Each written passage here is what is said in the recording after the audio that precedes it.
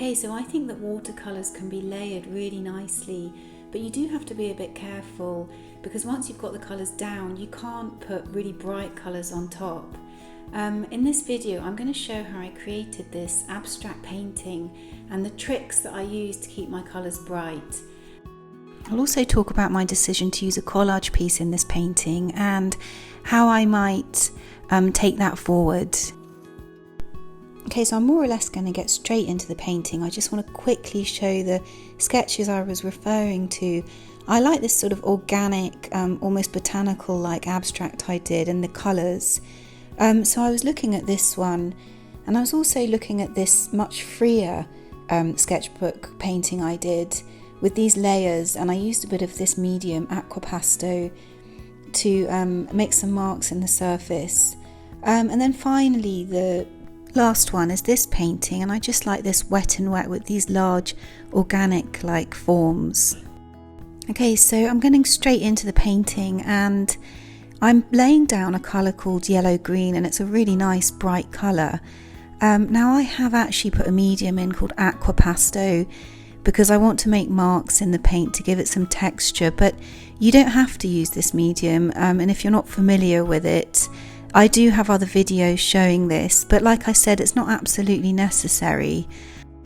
So I would say this is the first way that I'm going to keep my colours bright, is by putting some of the colours directly onto the white and knowing that I'm going to allow them to shine through, and I'm not going to put any other colours on top.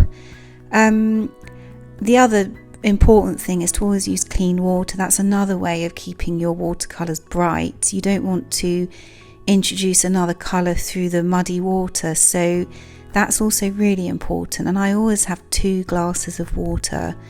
Okay, so I'm doing some wet and wet work now, and I did actually wait for that yellow colour to dry. So here I go with the cobalt blue, and again this will be another area where I won't put layers on top of this colour, or at least not on top of all of it, so this will be another colour that will stay quite bright. Okay, so this is my third tip to keeping the colours bright, is that if you start to lay grey and more muted colours around these bright colours, then the brightness of them will be exaggerated. So I'm trying to stick with quite neutral colours as well. I quite often tend to get a bit carried away with the bright colours, and actually, like I said, if you just have a small area of bright colours amongst neutrals, it can actually really help to make those bright colours appear even brighter. I also think that if you really look in nature, there are a lot of greys and neutral colours, so that helps to keep the painting look more naturalistic if that's what you want.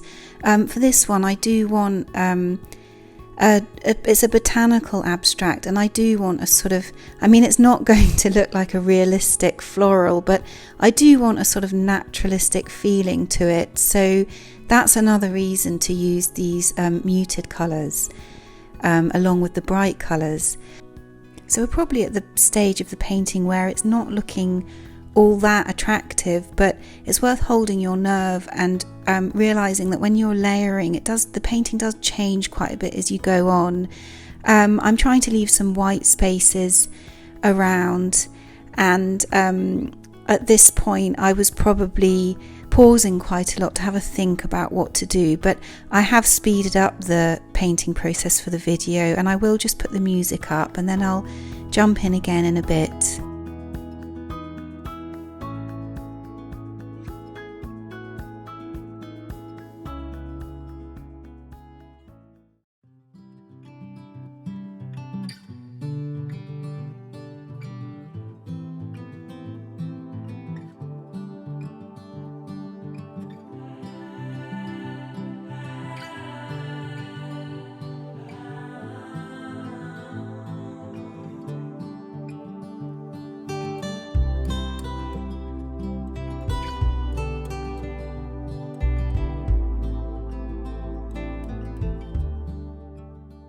So at one point I'd been preferring the painting on the left, but I actually started to concentrate on the one at the right.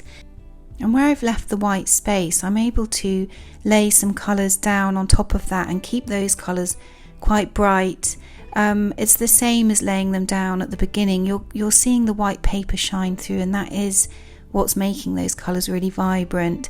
And obviously in the case of this green, it's also layered on top of the neutral colour. So the painting to me is really starting to take shape now. And what I'm doing here is I'm actually going over that cobalt blue because the watercolour does dry lighter then it goes down, and sometimes you do need to go over colours just to add a bit more pigment and, you know, again get that brightness. Okay, so I've got some clean water on my brush and I'm running that around the edge of that circle, and that is pulling that paint out and sort of blending that edge a bit. And now I'm putting this really bright Phylo turquoise down, which I really love in small quantities. Okay, so at this point I only concentrated on the one on the right. I'll leave the one on the left for now, and I'm putting down more layers, and I am actually adding something called Aquapasto, which I've mentioned before, to these layers, because as the painting builds up I want to be able to add a bit of texture. Like I said, you don't have to add Aquapasto. If you're interested in it, I've got other tutorials. I'll put links in the description. I'm going to put the music up for a bit while I finish this painting off, and I'll jump in again at the end.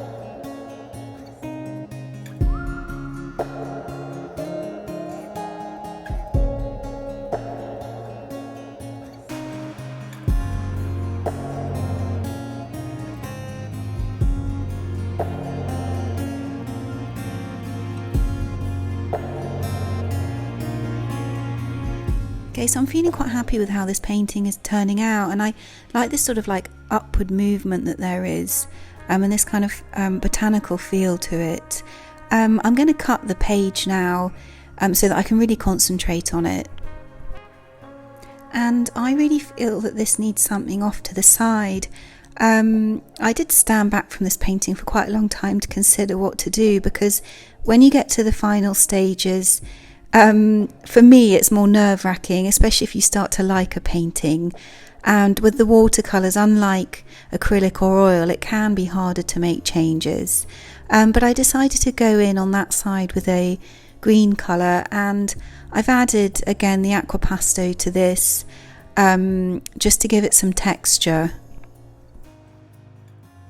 Okay, so as it often goes with painting and the creative process, by a really happy coincidence, when I put that colour on, I used a scrap and I noticed this blue shape on that scrap piece of paper, which I cut out, and I just decided that I really wanted to put it on my painting. The blue really contrasts nicely with the grey, and if I was to try and paint that blue colour on over the grey, it wouldn't be such a nice colour. So I'm going to call this finished for now, even though that collage piece isn't stuck down, and I'm going to have a think about whether I stick that on top or whether I cut out a space for it. I will also add a little bit more detail in other areas, but I just need a little bit of time to think. So adding the collage piece on top is a bit of an unconventional way of keeping your colours bright, but I think it still counts as that is watercolour. I'm going to put on the screen a quick recap of the ways I think you can keep your watercolours bright. And I really hope this has been useful for you, and please subscribe to my channel if you want to see similar watercolour videos in the future. Okay, thank you, bye.